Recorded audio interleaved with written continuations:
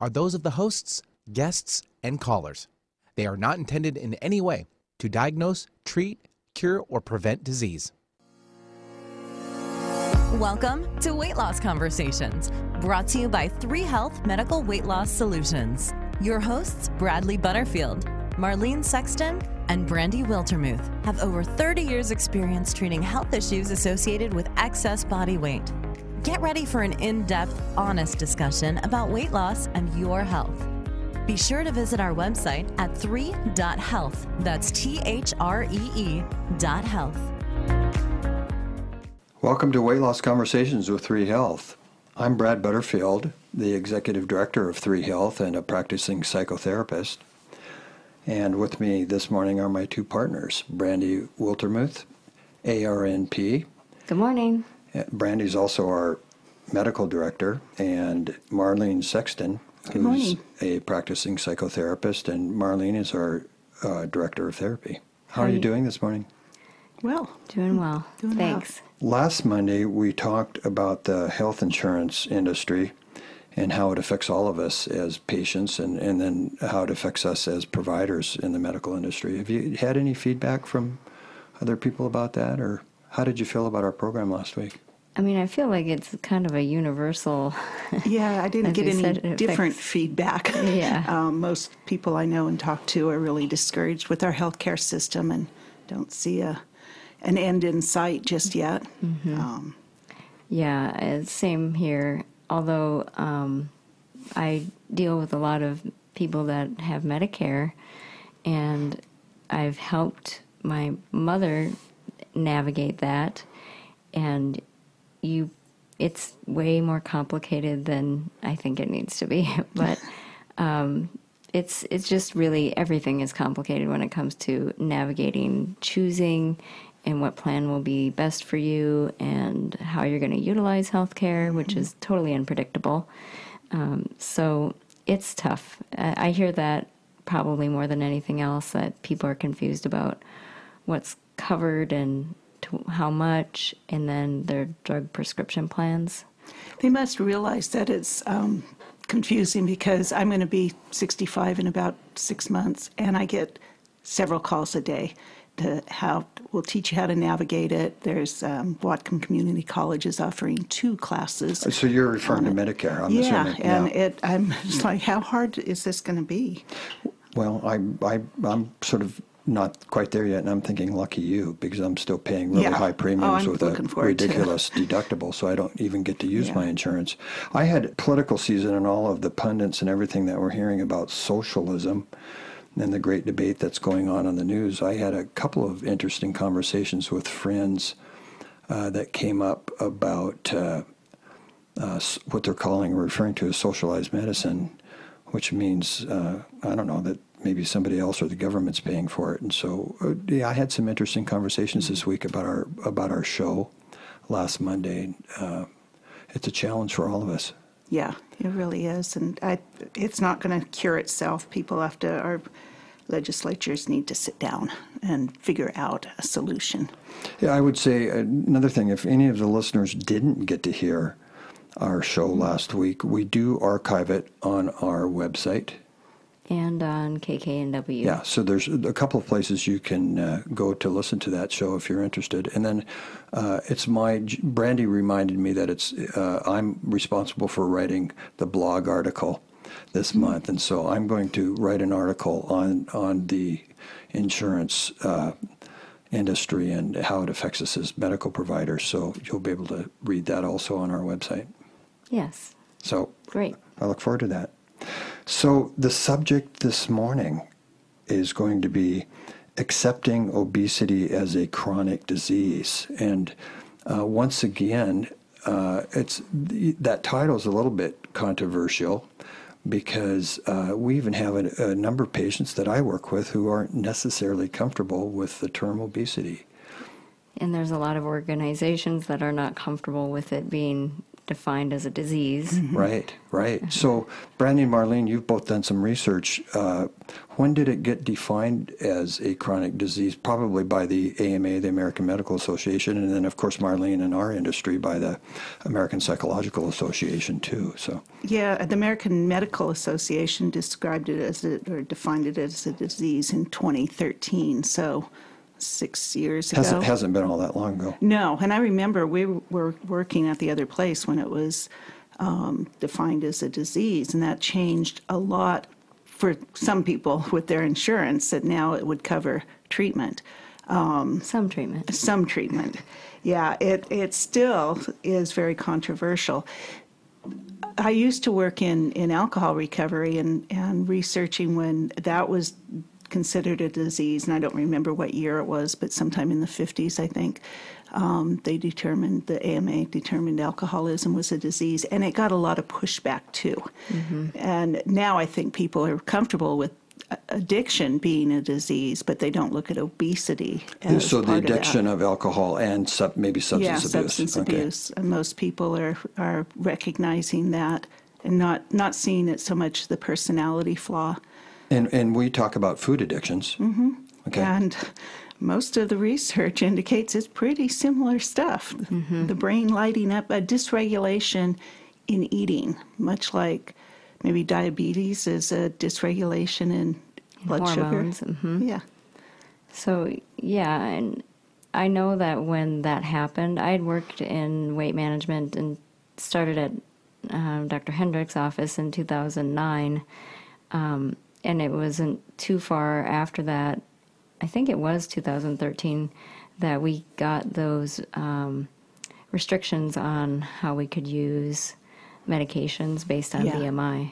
So there was no standard of care. Mm-hmm. There was only a restriction on who could use the medications after it was defined as a disease. And I think they're still using BMI a lot. Yeah, BMI is the main way that people calculate how risky it is to have excess weight.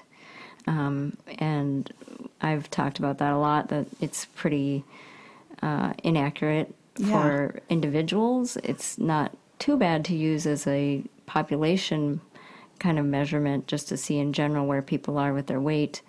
But it just doesn't work very well on an individual basis. And there's a lot of examples of that. Like we talked about before, how almost every single NFL football player would be obese or morbidly obese, which is a very negative term.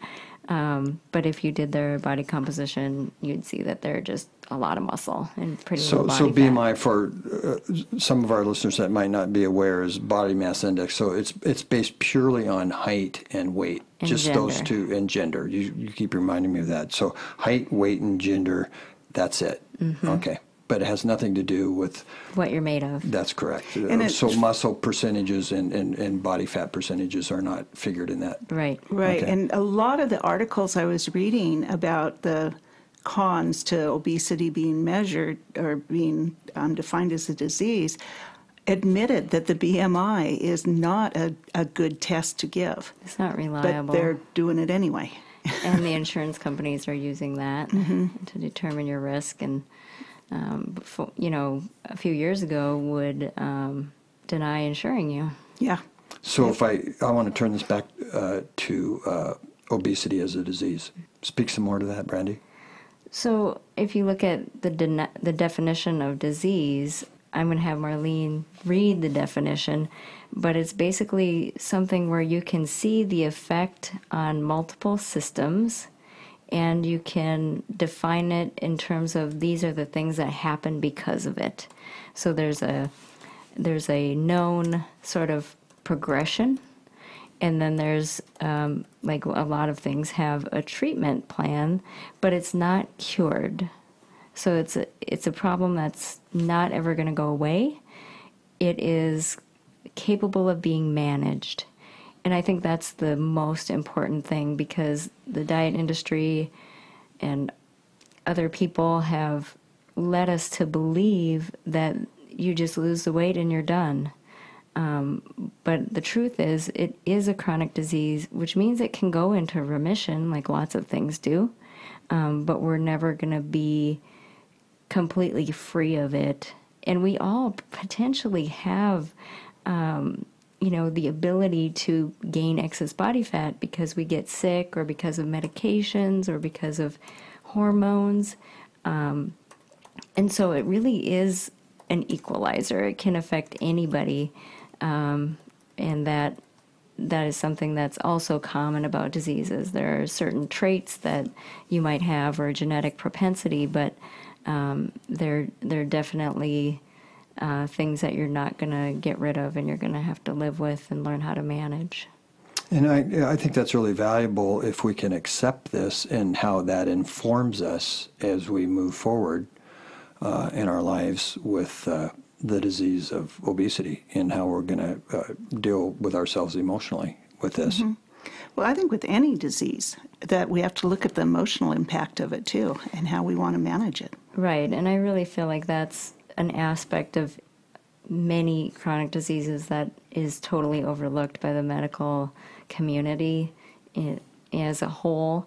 They might give you an x-ray and determine that you have arthritis, but they don't really go into how this is really going to impact your life, and how you can learn how to cope and things that you can do to make it better.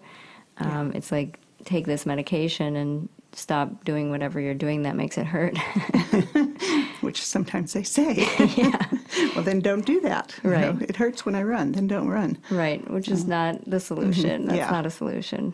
So we need to take a break. This is Weight Loss Conversations with 3 Health, and I think this is a really valuable conversation that we're having, which is accepting obesity as a chronic disease. And we're at an interesting point about what this does to us emotionally. So after the break, I'd like to pick this up again and talk about accepting obesity as a disease and how it does affect us emotionally. So we'll be right back.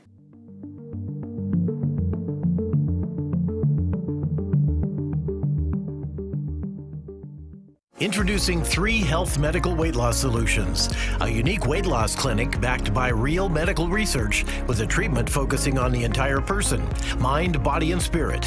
From medical services for obesity and high blood pressure to behavioral services for emotional eating and depression, 3 Health Medical Weight Loss Solutions can help you change your relationship with food, your relationship with yourself, and with life. Find out more, 425-606-0022. Or online at 3.health. That's 3.health. Seattle, Tacoma, Antwerp. That's right.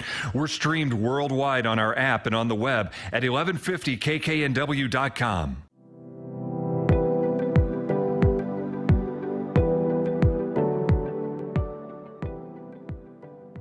Welcome back. This is Weight Loss Conversations with 3 Health. Our subject today is accepting obesity as a chronic disease. And before the break, we were talking about obesity and the American Medical Association determining obesity as a chronic disease, and then the American Psychological Association following up and doing the same thing. And I had even mentioned, Marlene and Brandy, that obesity sometimes is a hard word to hear. And so, Marlene, help me with the definition of obesity. I know that you were doing some research on that and looking at the actual term of obesity and what it might mean. Well, with obesity, I mean, there's overweight and then obesity. I think first looking at the definition of disease, according to the dictionary, Merriam-Webster, the definition of a disease is an illness or sickness with specific, well-defined symptoms that affect a person, plant, or animal. Yeah. Okay. And it's basically, that's what it is. When we say people don't like the term, to hear the term obesity, I think, too, they also don't like to hear the term cancer, infectious disease, rheumatoid arthritis. It's, which makes it more of a disease in my point.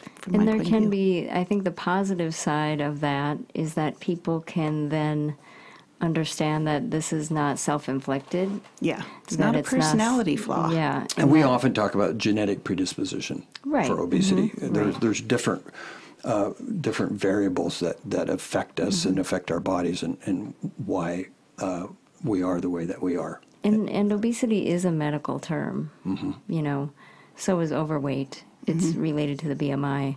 But in practice, you know, I don't talk about obesity with people. I talk more about body fat percentage and risk factors and the other conditions that are occurring because of excess weight.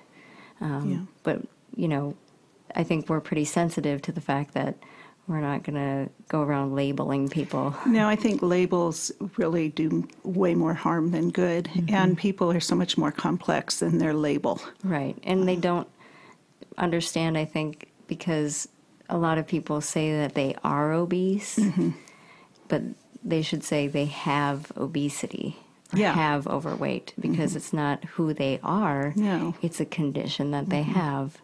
And when I tell that to people, you can see like the wheels turning and they're really kind of struck by that. Like, oh, it's something caused. It wasn't necessarily all my fault. Yeah. And I have this problem. It's funny. I can remember being really little and my grandmother telling one of her friends that a friend had, and then she whispered, cancer, and just whispered it. And so, of course, I asked her, what's up with that? And she said, oh, we don't say that word.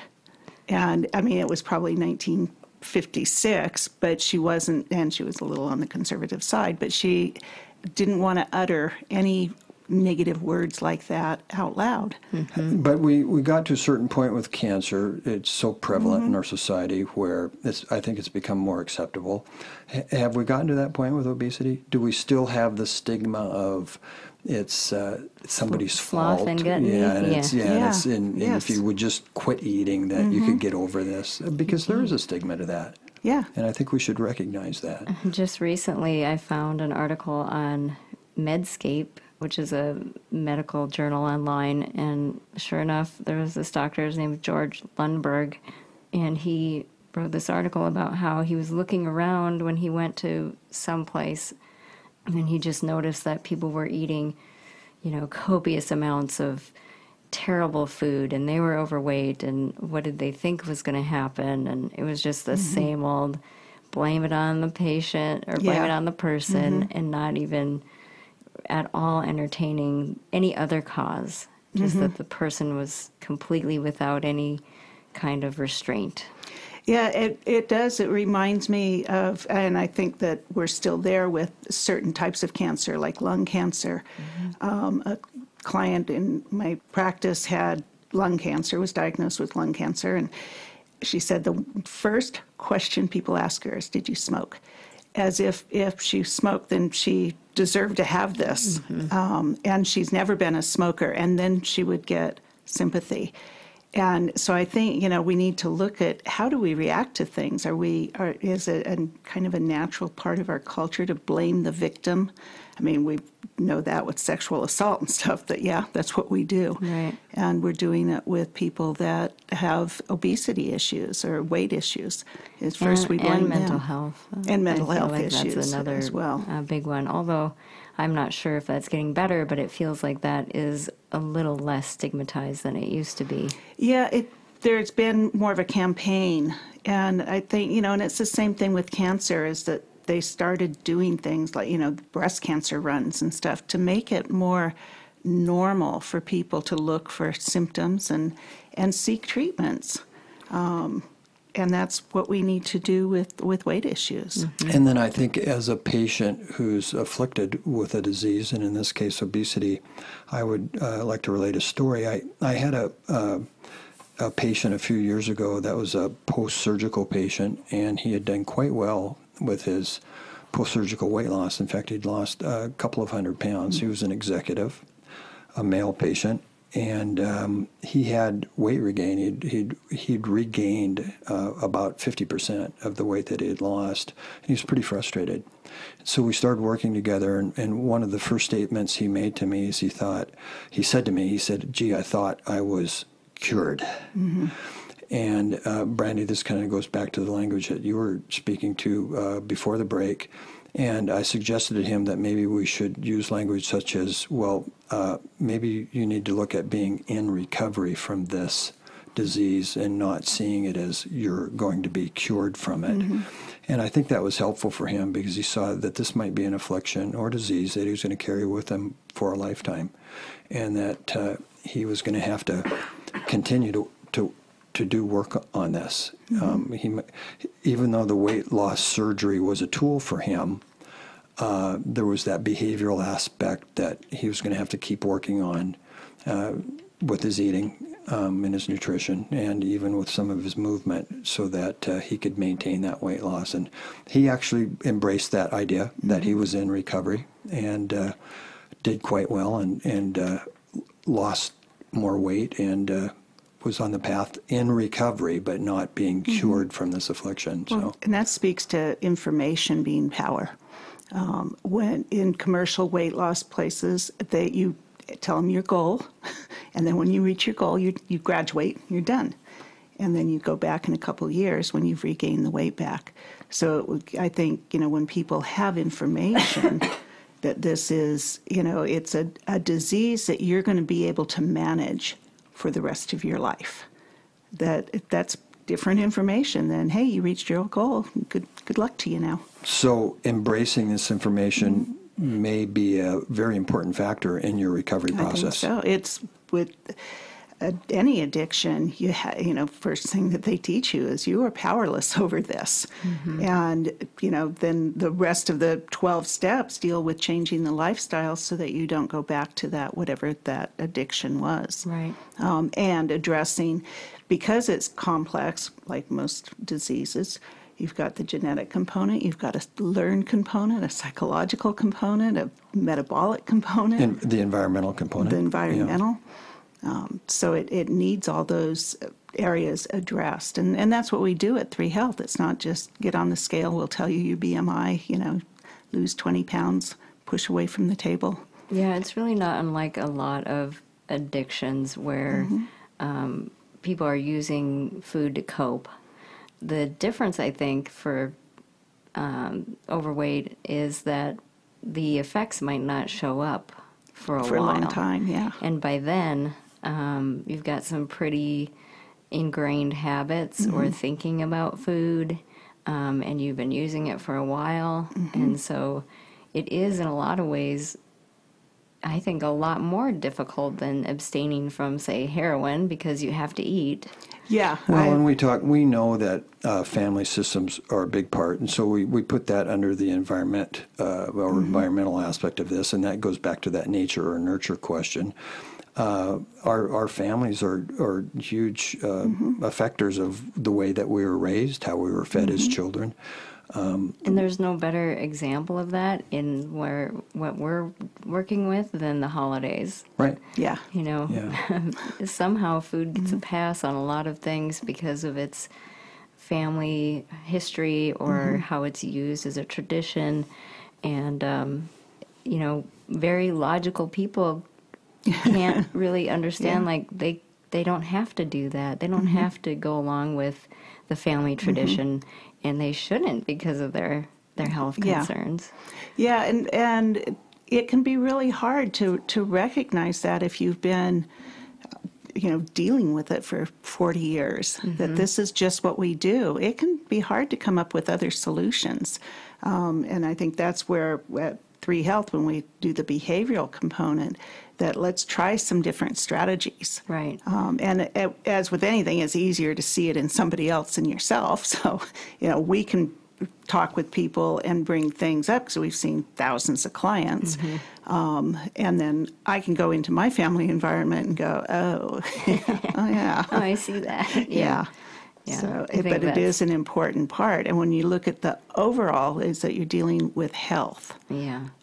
I think another component that then we run into is even when people do recognize that their relationship with food has to change and they're not able to use it as a coping mechanism, we go through a lot of grieving. Yeah.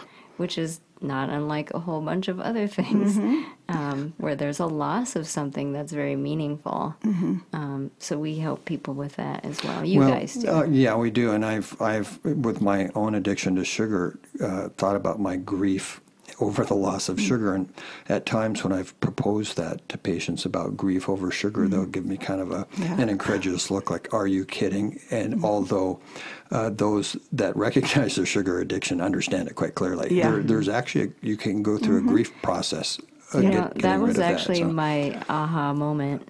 I had a patient who'd lost about 60 pounds, maybe 70, a considerable amount of weight, and she was doing great. And she came in one day and she was just so upset because she related to me that she went to the birthday party and she couldn't eat the cake.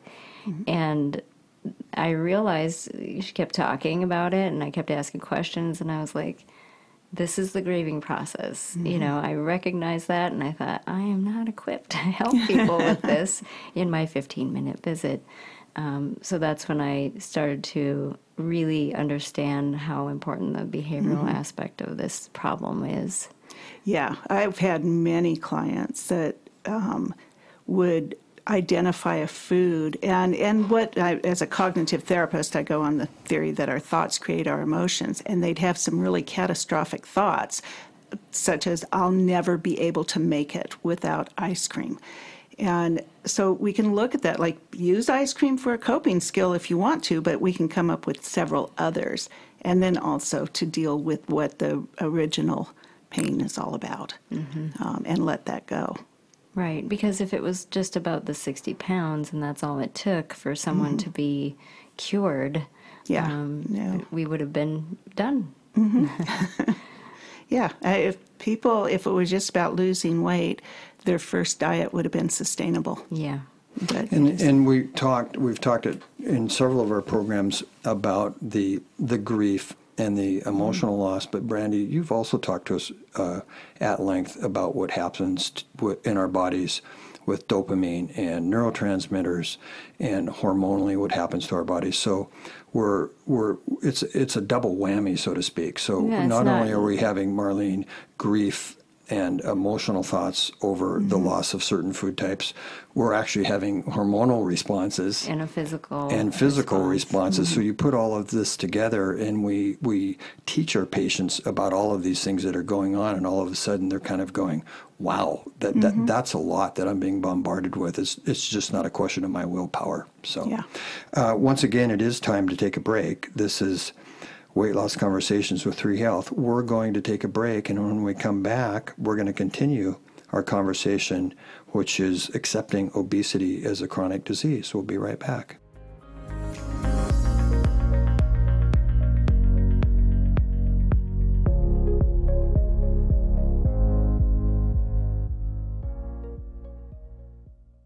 Introducing 3 Health Medical Weight Loss Solutions, a unique weight loss clinic backed by real medical research with a treatment focusing on the entire person, mind, body, and spirit. From medical services for obesity and high blood pressure to behavioral services for emotional eating and depression, 3 Health Medical Weight Loss Solutions can help you change your relationship with food, your relationship with yourself, and with life. Find out more, 425-606-0022. Or online at 3.health. That's 3.health. Conversation you won't find on the rest of the dial. Alternative Talk 1150.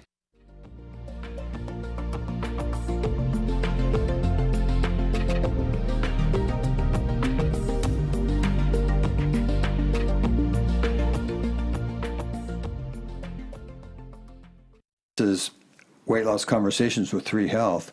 Today we're talking about accepting obesity as a chronic disease.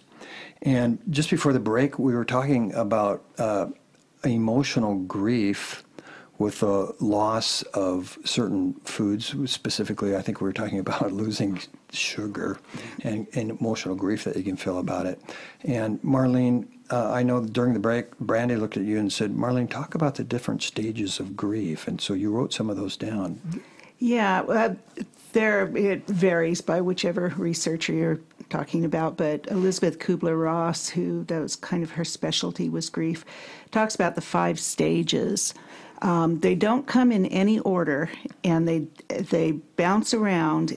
The goal when we're doing grief therapy is to have the stages be less severe and further apart. And to go back to acceptance, which is one of the stages, stay in acceptance longer. But you can, if you've lost a loved one, or even with food, 5 years down the road, you can feel some of these things. They just don't happen they don't blindside you like they do in the beginnings of grief. But the stages are denial, anger, bargaining, depression, acceptance. And again, not in any particular order. When we deal with grief and food, a lot of times people come in and they start out with acceptance. Oh, I realize I need to change the way I eat, and that's not going to be a problem. And then they're depressed. And then they're depressed. Or there might be denial when they're saying it's not going to be a problem. They might just be in denial about what that's going to be. Well, I think denial is interesting because when I have suggested to somebody that they may experience grief about a loss of a certain type of food or a loss of sugar in their lives, their eyes will get kind of wide and they'll look at me like I'm crazy. But I think that accepting that you may go through a grief process through losing certain foods or losing sugar, accepting that is important. Don't be in denial that this is an emotion that you're going to feel. Yeah, and we see bargaining with that too. I can have just a little bit. If your experience has been that you have a little bit of sugar and then you go on a sugar binge, and then the next time you're telling yourself, I'm just going to have one cookie, that's denial. You know what the outcome is going to be, but you don't want to recognize it. And it's very real. I mean, we see it in grief therapy all the time. Somebody is just denying what is actually happening, and when they come out of denial. And once again, some people will think that's absurd. I've asked somebody if they would entertain the idea that maybe they're going to need to give up sugar, and they will come back with a bargaining suggestion. Well, I think I can just control this to a certain point. And we've all seen that with our friends that maybe go through a 30-day alcohol program, and they'll come back and say, I want to just be able to have a few drinks. And, we in our minds anyway, we may roll our eyes and go, well, good luck with that. Yeah. Right? That's it's be really common. Please don't. Yeah. Let's not. And so I was going to share a story with you. I had a patient, a gentleman who a couple of years ago worked in a large aerospace company, local aerospace company, I won't name the name, and did quite well with his post-operative weight loss. He did really well with his post-operative weight loss. And several months afterwards, I was seeing him regularly, and he came in and he had really started to struggle. And I said, "What's going on?" And he said, "A few weeks ago, I went back to my mid-afternoon cookie break," and he'd really been having some grief over that. And so he thought, I'll just go back to my mid-afternoon cookie break, because he was really missing it. And inevitably that changed into the mid-morning cookie break, and then lots of sugar in the evenings.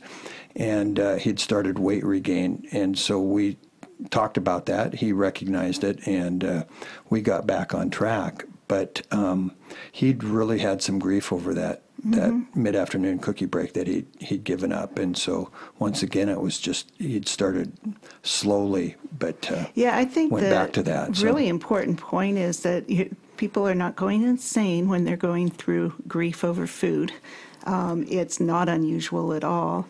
The symptoms or the stages of it, they're not entirely predictable when denial is going to hit or when bargaining is going to hit, but the stage themselves are fairly easy to recognize and then come up with other strategies to cope with that grief and to process it and substitute meaningful things for the grief. It's like it's going to be a different life, but it doesn't have to be a bad life.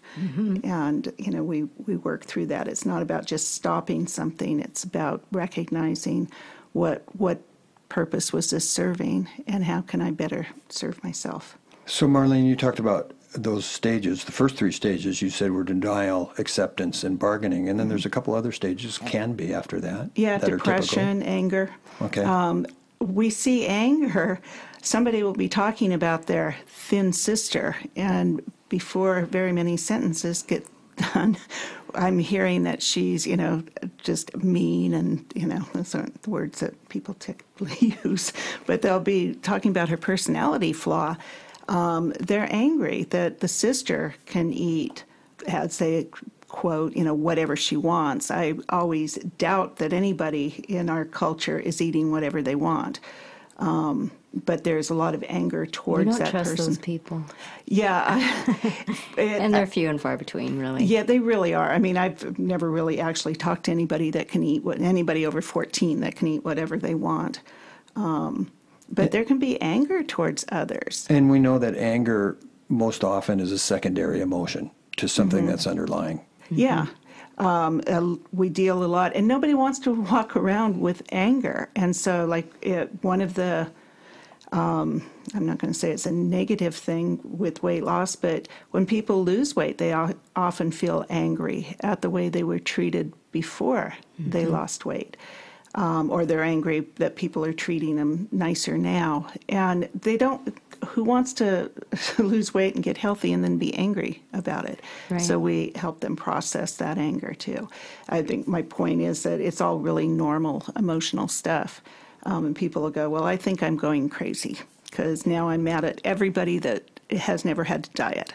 And it's like, okay, I've heard that before. And we'll deal with that.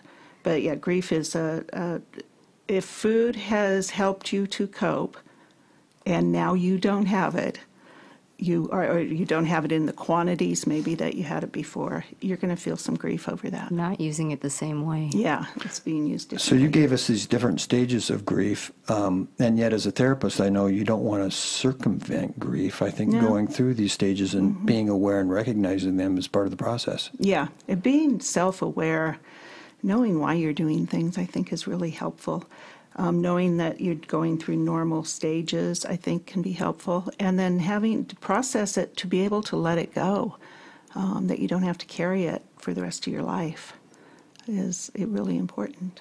I'm to be reminded that whenever we have a loss, we have to remind ourselves that it could still be a good life. It's just going to be a different life. But we have to be proactive in turning that into a good life. And so it's okay to give ourselves some space, time space, emotional space about grief and loss over food. Yeah. Okay. And I think that's, one of the things that we factor in at 3 Health is in our programs being, a year, 2 years long, is that we give people that time to really process what's going on. And to walk with them through it. And help them to make different decisions about how they want to cope. Life's still going to hand you stressors. Yeah. That's just all there is to that. So, learning different ways of coping with it and reducing some stress. I do a lot of stress reduction with people. Because if you've been using food for your lifetime, this is not an easy process, and you're due some space to go through the grieving process instead of a comment like, well, just get over it, or I can't believe that you could have these sorts of emotions over food, even though we give people space to go through the emotions often over other diseases, possibly. And so maybe acknowledging obesity as a disease is part of this process and very important. I think so. And Americans are not good with grief. When you lose a loved one, people don't want to talk about it a week later. They don't want to be around you if you're grieving. And it's the same with food. We even think, it's one thing to say I lost a parent, and people understand that. But say I lost the ice cream as a coping mechanism, you're not going to get a whole bunch of understanding. And then people will actually push it on you. Yeah. Like it's really not important. You can have a little bit. Yeah, yeah. So, I think that's important that people have that support and understanding about the stages they're going to go through as they regain their health. Although we have some great 12-step support groups over alcohol and other substances, support groups over eating are not as common. Yeah, there is Overeaters Anonymous, and they're a 12-step program. And I saw it when I used to do alcohol and drug recovery. I saw the same thing with denial, and I can do this myself. And then people get to a point. Now, with alcohol and drugs, usually there are more issues, legal issues and family issues where a food addiction might not. I've certainly seen people that did have relationship issues and even legal issues. I didn't see it as a therapist, but I saw it when I was working retail. A woman would shoplift food because she didn't want her husband to know she was eating it, and he checked her credit cards and gave her money, and a very controlling type thing. But with food addictions, there isn't the understanding as much as alcohol or drugs.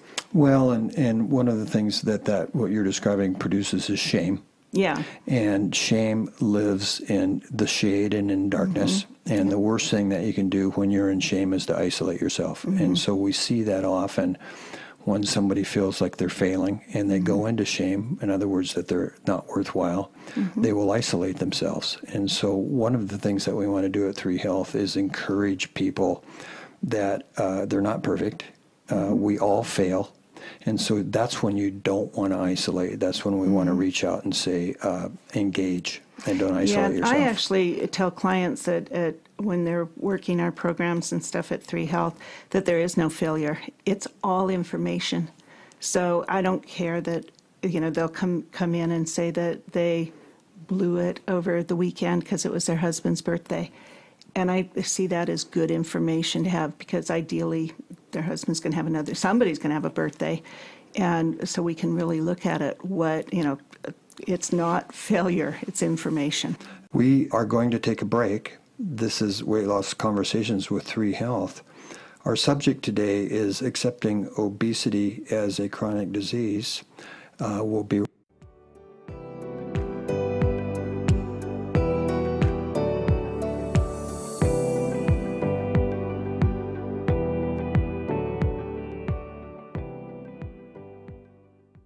With decades of experience helping patients change their lives, 3 Health Weight Loss Solutions can help you too. At 3 Health, we provide proven and science-based solutions for realistic, achievable, and sustainable results. We're unique, just like you, and the relationships you have with food and yourself. Find out how we treat obesity, depression, high cholesterol, and more. Just give us a call and change your life today. 425-606-0022. Or visit us online at 3.health. That's THREE.health. An alternative to everything else on your radio dial. Alternative Talk 1150.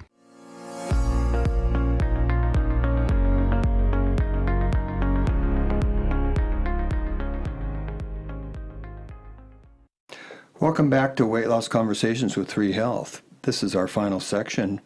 We've been talking about accepting obesity as a chronic disease.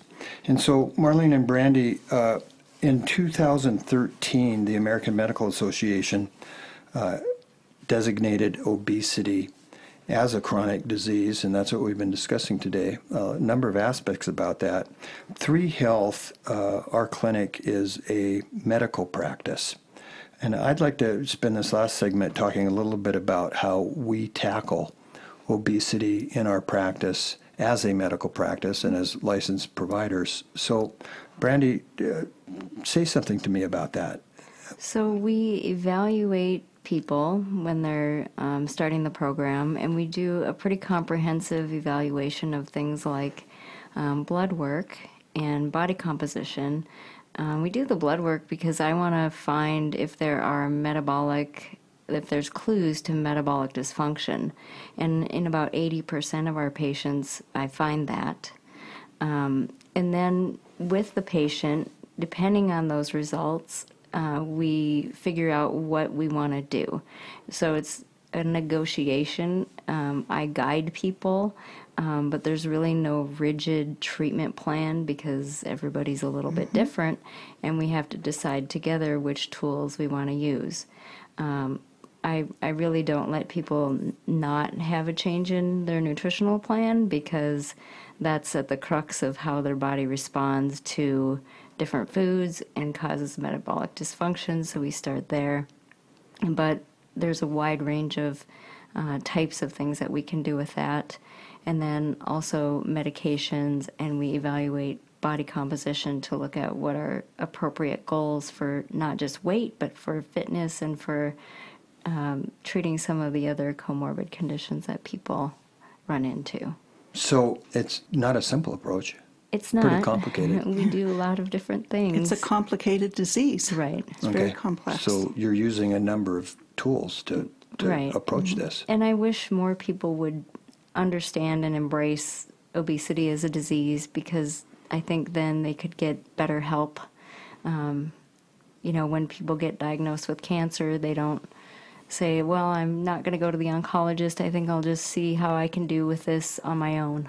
Right, or maybe I've got cancer, so I should change my diet, or some sort of anecdotal approach. Right. They get pretty serious quickly, don't they? Mm-hmm. Yeah. So, but this particular condition seems to be not as impressive, I guess, on people in terms of what they should do and how seriously it is affecting them. And Marlene, you and I deal with the behavioral side of it, which is equally significant. Talk to me a little bit about that.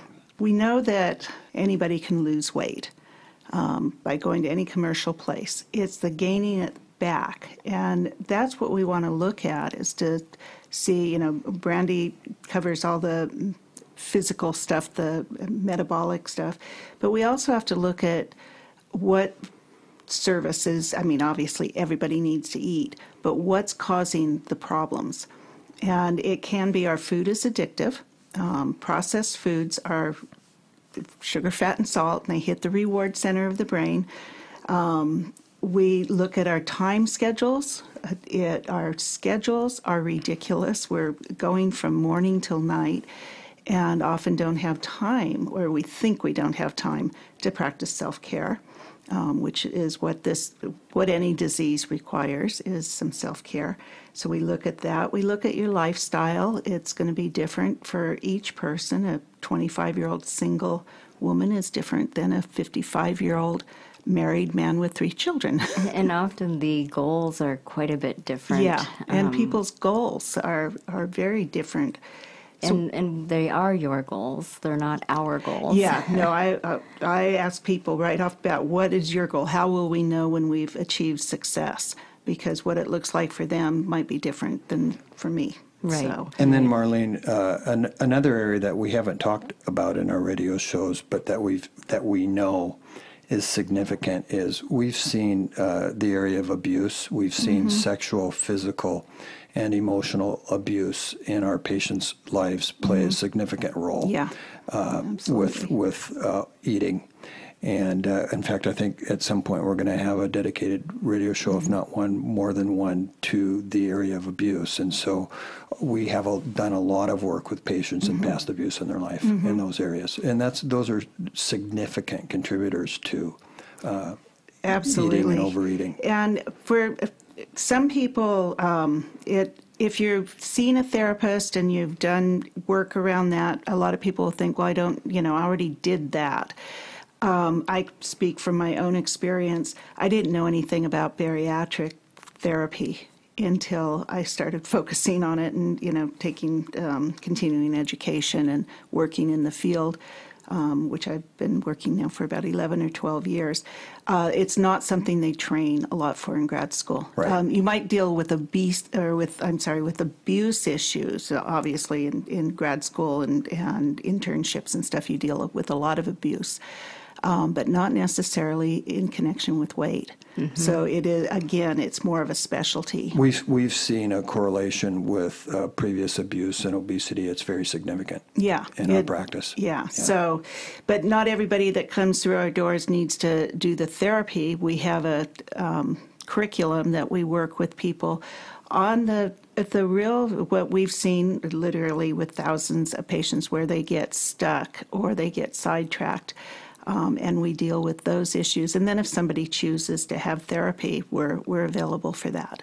But the curriculum, I think, is really important. And the thing I hear the most about our curriculum is people that have gone to commercial weight loss programs for years and lost weight and gained it back and went back again, was I've never thought of these things interfering in my weight. Which is kind of crazy, because if you are a whole person, which we all are, treating just the physical aspect of it isn't going to get you where you want to go. No. And one of the interesting phenomena that we could probably do a complete show on once again, that I have found fascinating, is how the mind lags behind the body. So I've had a number of patients that have had great success in weight loss in their bodies, but their minds and their emotions lag behind what's happened in their bodies. Yeah. And we've had to do a lot of work with mind and emotions as they've lost a significant amount of weight. And that's you can lose, some work, people describe it as losing their identity when they lose weight. Right. They've compensated for their weight by being highly efficient, and then maybe they go through our curriculum and realize, I don't need to be doing all this stuff for other people. And now, who are they? What do I do? Right. Yeah, so we look at that. I think it's really important is when people are ready to get help, to get specialized help. It's a specialized disease. It's complex, and it's important to get the right kind of help. There isn't just one thing that can cure this. It's learning to manage it. We hear, right? And there's a new diet pill. There's a new exercise equipment. There's a new, whatever. And that's going to be the one thing that actually does it this time. Yeah. Well, and this is why at 3 Health we look at mind, body, and spirit. Right. We feel that we know that that it is all hooked together, so to speak. That's what makes us as whole people, and they're important. Right. So hopefully people will choose. I look at it as recovery from a disease, and they'll choose recovery over the unhealthy life. But you have to make that choice to get well. Yeah, and I think to recognize that this is common, right? Very common. But there isn't great treatment out there. I cringe when people say they're going to go to a commercial weight loss program because I feel like those are almost never successful, except for in taking your money and maybe temporary weight loss. And the other thing too, Brandy, is we're talking here that I want to emphasize is recovery takes time. Right. Give yourself time. This is not a fast and quick process. We know that dieting, so to speak, and dieting quickly and losing weight quickly is not successful. So we encourage people to give themselves time, and that's why we work with people and help people. It's almost scary to me when people are losing weight really fast, and sometimes it is just because of a shift in metabolism and the types of food. But people, I had a lady last week that lost 8 pounds in a month. Wow. And she wanted 10. Oh. Yeah. And so, we fight that all the time. Yeah, I do hear that, and we talk about 30 pounds in 30 days. It's not the direction you want to go. Right. So Brandy and Marlene, this is my thing, of course, and I'm always pushing on this. At the end of every show, I like a takeaway. I want to give our listeners something that they can take away at the end of the show. So what do you feel our takeaway is at the end of this show in accepting obesity as a chronic disease? Well, I think the fact that if people can accept it as a disease, that opens the mind to the fact that this isn't a personal flaw of mine, and I can have less shame around asking for help in terms of getting this problem under control. And that's what I really want people to understand, that we're here to walk you through that, but it is a disease and it's a definite treatment that people need that's highly specialized.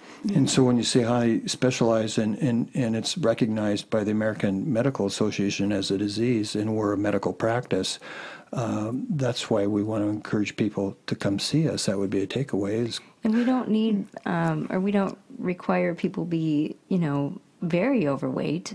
Mm-hmm. If you need to lose 15 pounds and you haven't been able to, I mean, we recognize that as just as important because we don't want to let it get out of hand. Mm-hmm. Prevention is key. Okay. And that's one thing we hear a lot of when I ask people when weight became an issue. They'll say, well, I used to think it was an issue before, but I have when I needed to lose 15 pounds. Right. And now they need to lose 60. Well, this has been a fascinating subject this week, accepting obesity as a chronic disease. We'll be back again next Monday morning at 8 a.m. on KKNW, AM 1150, and I want to encourage all of you to tune in with us next week. Thanks for being with us this week. Thank you. Bye-bye. Be safe out there. Thanks for listening to Weight Loss Conversations, brought to you by 3 Health Medical Weight Loss Solutions. We love hearing from our audience, so be sure to drop us a note. We so appreciate when you tell family and friends about our program. Also, don't forget that our past programs are found at 1150kknw.com. That's 1150kknw.com. Have a wonderful week and tune in next Monday at 8 a.m. That's 8 a.m. Monday. Be sure to visit our website at 3.health. That's THREE.health. The content and opinions expressed during this program were those of the hosts, guests, and callers. They are not intended in any way to diagnose, treat, cure, or prevent disease. The views expressed on this program